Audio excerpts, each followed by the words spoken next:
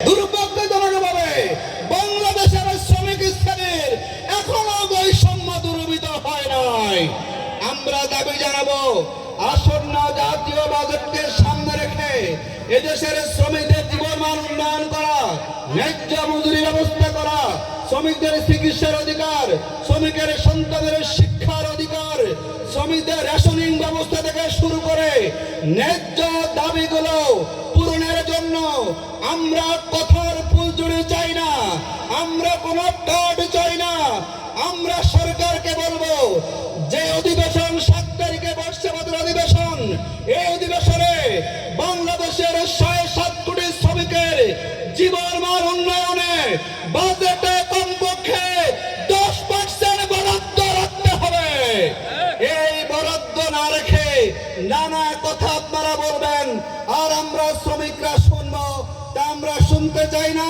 বাংলাদেশ শ্রমিক কল্যাণ ফেডারেশন দীর্ঘ সময় আমরা মাঠে আছি। বিগত ফ্যাসিবাদের সময়ে আমরা জুলুমের শিকার ছিলাম, কাজ করতে পারি নাই, মিথ্যা মামলা দেওয়া হয়েছে। ইনশাআল্লাহ আমরা এখন সুযোগ পেয়েছি। আমরা আশ্বস্ত করতে চাই, এই চাঁপাইনবাবগঞ্জ শ্রমিক কল্যাণ থাকতে আমরা কোন শ্রমিক সংগঠনকে চাঁদাবাজি করতে দিতে পারি না।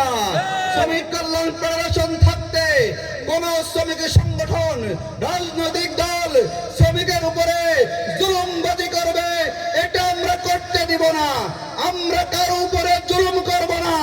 আমরা প্রতিশ্রুতি দিচ্ছি, আমরা কোন প্রকারের জুলুম আমরা সহ্য করব না। আসুন আগামী দিনে বাংলাদেশ শ্রমিক কল্যাণ ফেডারেশন নেতৃত্বে ইনশাআল্লাহ বাংলাদেশে পরিবহন বলুন, গার্মেন্টস বলুন, নির্মাণ বলুন, কৃষি শ্রমিক বলুন, আমরা সকলের শ্রমিকের কথা বলবো।